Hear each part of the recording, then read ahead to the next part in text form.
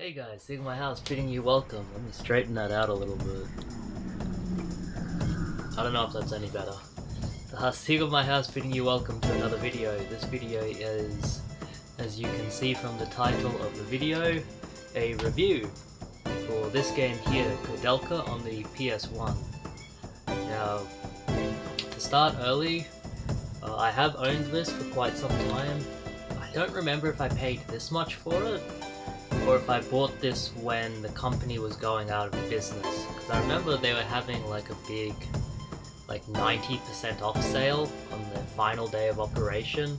So I don't know if I paid $50 for this or $5 for this, I don't remember. Either way, it was a fantastic price because this is a very, very rare, very expensive game now. Actually, tried to find this on other platforms because I thought surely this has been released on something else other than the PlayStation. Everything usually gets a PC release, but no.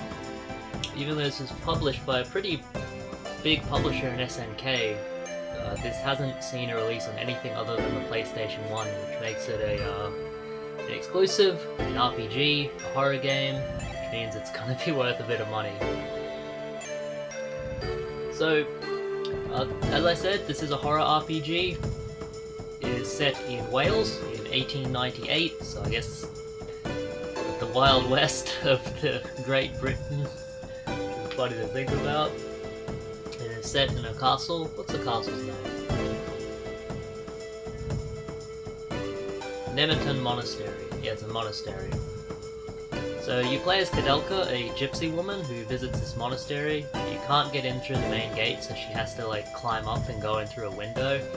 And she quickly discovers that the whole monastery is, I don't remember exactly why she's there at first, but she quickly discovers that the whole monastery is overrun with demons, monsters, giant mutated bugs, like monstrous human anomalies, like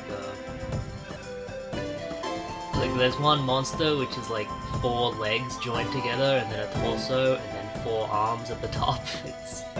It's a very strange game. One of the things I really liked about this was the monster design. It seems like you're fighting different monsters all the time, and so it keeps it fresh. It progresses kind of like a normal RPG, where you level up, you get stronger, you meet more characters along the way. At first you meet Edward, who is a good physical character. He's got a high base for strength and you can build him up from that. Koudelka herself is kind of an all-rounder, but I found myself, I'd put the iron crossbow on her, or maybe a weapon that would just increase her health and magic, and then I'll level up her magic pretty high as well. And I'll just use Edward as a melee character. You meet James O'Flanagan, or Hallahan. He's an Irish priest. He's come to the monastery as well. And he's a really good healer, really good spellcaster. He's got a high base for magic and you can build it up from there. It's an interesting game in that it's an RPG, but it defies a lot of the conventions of RPGs. There's no towns, there's no money, I'd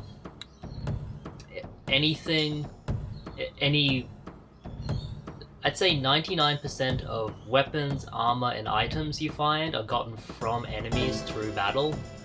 There are other ones that you find in the game itself, like throughout the levels. The entire game takes place in this Nemeton Monastery, which is interesting. It's just the one central location.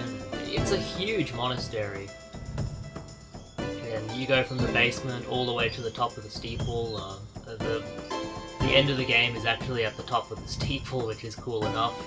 And you can see like the ocean from it. It's pretty nice in the FMV cutscenes.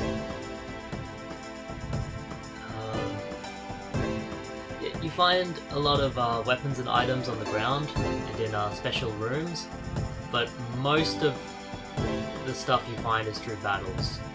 Some stuff you find through boss battles, so it's kind of like you were meant to find them, but other things like the best weapon I found for James was the cat's eye, which you get through battling cats. You have a chance for them to drop the cat's eye when you beat them, and that's like a really good weapon for magic users because it just bolsters up their magic abilities, which is good for what I was using him for. It progresses pretty linear. There is a lot of backtracking and exploration, which can get very tedious, especially as battles start to become a lot easier.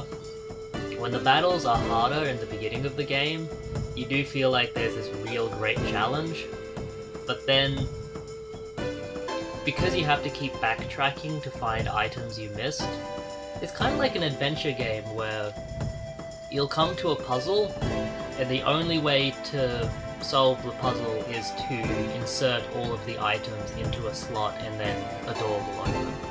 This happened multiple times. There was one where you had to put a disc into a music box. There was one where you had to put there's like 5 talismans or medals into a door for it to open. And the most annoying one, and the actually only one I had to backtrack for, and I had to look up in a guide where it actually was. There's an item called Daniel's Arm. I think Daniel was the original priest of the monastery before Peter took it over. I am going to get into story spoilers for this, but I had to backtrack probably for 20 minutes. I had to actually look up where it was because it said, throw into the cauldron Daniel's arm. You don't have Daniel's arm. And I had no idea what it was talking about. I thought, Daniel's arm, what is it talking about? But it was actually referring to something which had happened about 6 or 7 hours previously in the first or second disc of the game, where you apprehend a thief, and the thief drops a chandelier on you, and there's an item laying in the middle of the room, and you walk over to pick it up because it's the only thing of interest in the room, and then the thief tries to drop the chandelier on you. Now what they wanted you to do was then go over to the chandelier after it's dropped and still pick up the item. But I didn't do that. The thief dangled his keys in front of me, and so I got distracted by him in a boss battle. It was kind of frustrating, but that was the only really big frustrating one. The battles are all good. It's very slow. There is an added kind of strategy in that it's all on a grid system. So you have to move your characters forward to attack. You can't just press attack and they run across the screen and attack them. But it's kind of pointless because the only thing that can't attack clear across the entire room are melee weapons, which you get a big variety of weapons. You get guns, you get crossbows, you get lances, which can hit 2 spaces over. Magic attacks hit absolutely anyone at any point across the entire screen. So at some point, I decided I'll keep a good melee weapon on. I ended up putting the life drinker onto Edward, because it's a weapon that when you attack an enemy, whatever damage you deal to the enemy, you gain back in health for your own attacking character, which I thought was a very useful weapon. And I used that probably from the 8-hour mark until the end of the game. But then, that's the only melee weapon I ever used. On Koudelka, I put a crossbow, and on James, I just used purely magic. At the beginning of the game, you don't have a lot of magic points, so it can be a hassle to use magic all the time, but probably before the midway point, you're leveled up enough that you can just kind of power through it, and the items you get as well, like the talismans, the pendants, rings, kind of accessory items, they increase your magic ability too, so pretty quickly outgrow the need to focus on melee attacks. It also puts you out of danger for a lot of enemies. A lot of enemies don't cast spells at all, so you quickly come to rely on like magic abilities. So the combat's pretty good. It is very slow, unfortunately. There's probably a 2-second delay between every single character. So your one character will attack, and then it will focus on the next character. And I don't know if the game's loading or something, but it takes a few seconds for the prompt to come up of like what you want to do: move, attack, wait. And it makes every battle just a bit longer than it needs to be. I would have really liked if it implemented an Earthbound kind of system where eventually, if you're high enough leveled, you enter into a battle and it just auto wins for you. I don't understand why more games don't do that.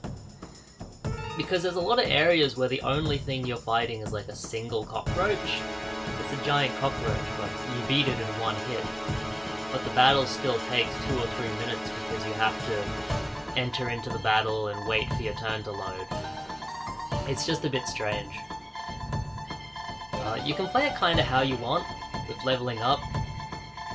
You can level up strength, dexterity, magic. There is an interesting thing where if you level up one of your magic abilities, you will actually gain resistance to your own healing abilities. So it's like, it's not just... You're not just making yourself resistant to the enemy's magic, you're making yourself resistant to your own magic, which can help you. Which I thought was very, very cool. A nice little detail. And that's what this game has. It has a lot of nice little details. The graphics for the PS1 are absolutely excellent. This came out in the year 2000, and this is on the top tier of PlayStation 1 graphics. This stands up there with, Metal Gear Solid, Silent Hill, Parasite Eve, really the best looking games on the system. You do have to understand, because of the graphical style, it is going for a kind of realistic look for back in the day, so it might not look as good as something like Fear Effect, which takes a cartoony look, but it still looks fantastic. The FMV cutscenes, they've aged really funnily.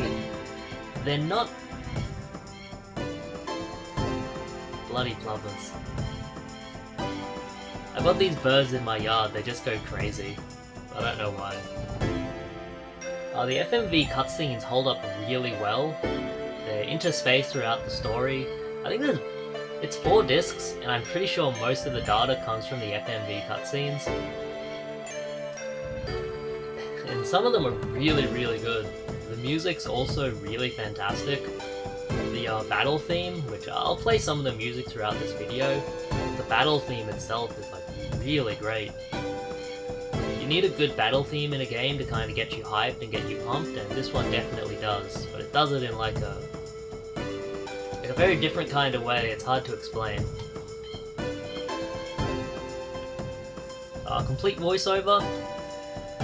Not just text, complete voiceover for all the characters. In fairness, there's only like 6 or 7 characters in the whole game, but they all get their own voices. It's all in English too, so it's good to know.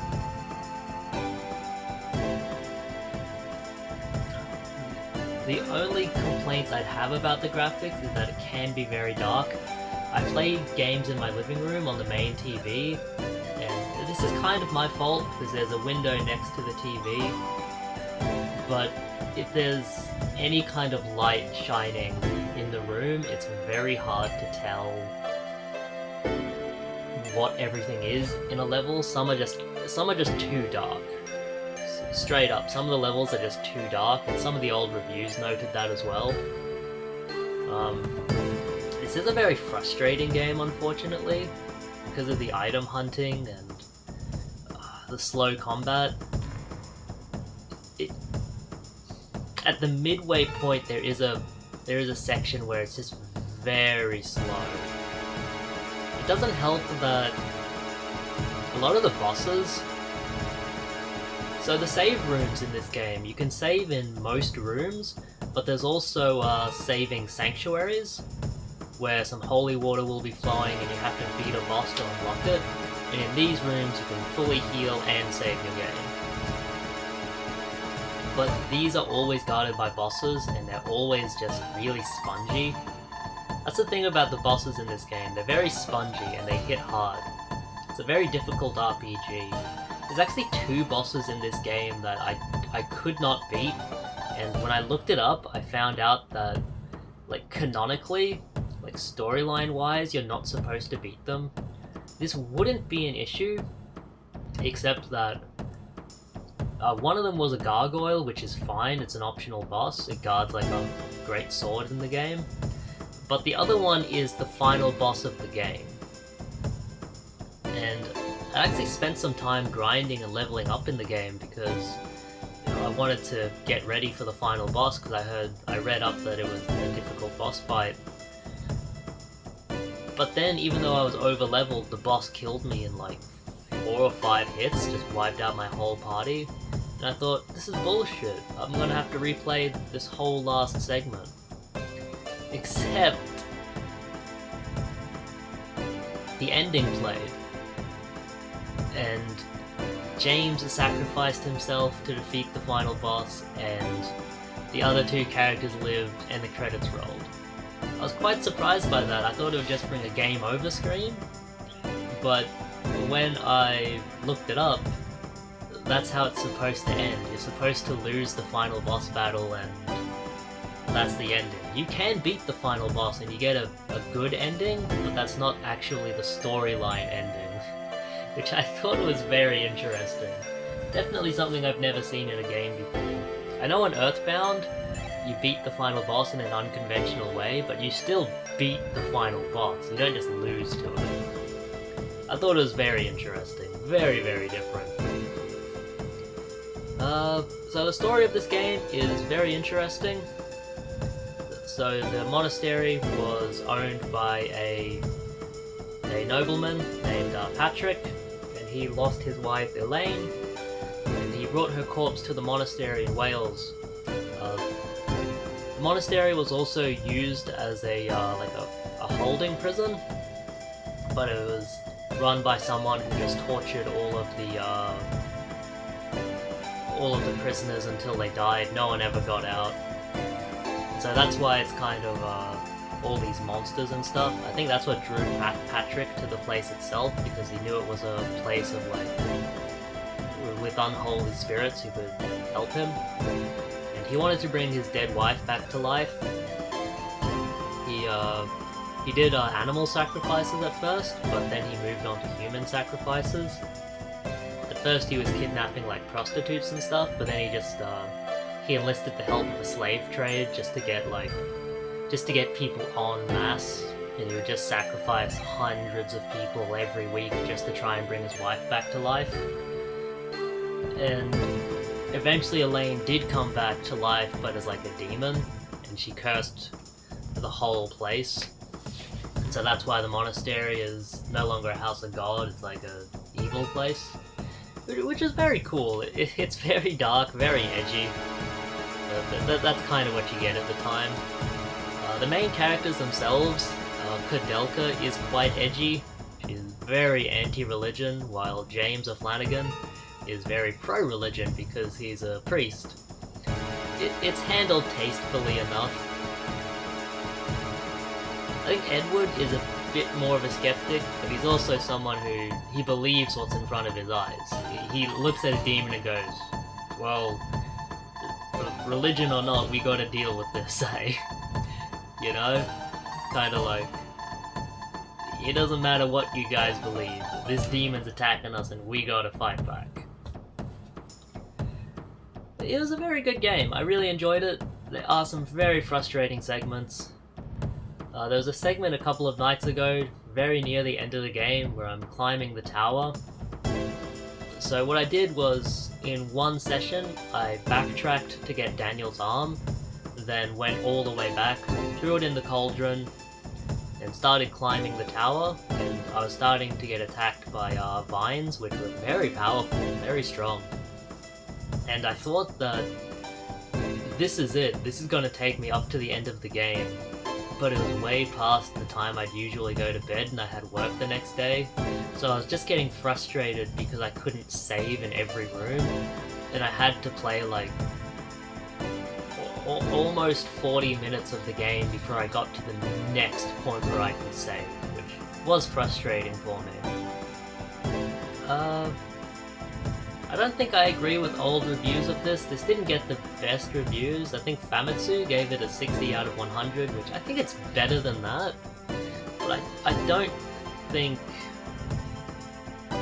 Like, obviously other people have made videos on this game. The only one I've seen is Magula. That's the only one I'm subscribed to. But other YouTube videos will say like, oh, the best PS1 game you've never played, or an underrated masterpiece, and I don't think it's underrated. Maybe back in the day it was, but I think nowadays people appreciate it for kind of doing something different and being kind of gothic and weird and dark. I think people appreciate it enough. I don't think this is some... You don't have to play this game. Even if you're a horror fan, if you're an RPG fan, it's worth playing. But you're not missing out on anything by not playing it. It's not like Chrono Trigger where it's like, well, you'll get a greater appreciation for gaming by playing this game. You'll do things in Chrono Trigger which you've never done in another game, and it will make you think, oh my god, why isn't this in every game? Why isn't every game kind of this interactive, you know? Same with Earthbound. I think Earthbound is a pretty fair comparison for this one because it's two RPGs that defy conventions and kind of do their own thing. From what I understand, this was also a passion project from the game's designer. It was made by Saknov, which was not a sister company, but a company kind of funded by SNK with former members. And the main guy behind it actually resigned and stopped making games after this. I guess he was very frustrated with the experience. But yeah, it's worth playing. I definitely think it's worth playing. Give it a go. Would I say it's in the top... I wouldn't say it's in the top 10 RPGs I've played, or even the top 10 RPGs on the PS1. But it was very good. I definitely recommend it. Don't pay $250 or $150. Just emulate it. It doesn't matter. No one's getting any money from this shit anyway. And look, SNK is not coming after you. They do not care enough about this to re-release it a single time in the 23 years since it came out, so... Just emulate it. Don't pay ridiculous prices. Alright, that's that. I don't know if the next game I play will be an RPG. I do have some games here that I want to try out. I really want to try out this one which I just got, The Sinking City. But I don't know if it'll be the next game I play. I have to kind of look through my collection and really consider what I want to play through next. Thank you guys for watching all the way to the end. Like and comment if you want. Tell me what RPGs you guys like and what ones you're playing. I always love to read comments. Yeah, that's it. Leave my house, bidding you guys farewell. I was never wearing pants this entire time.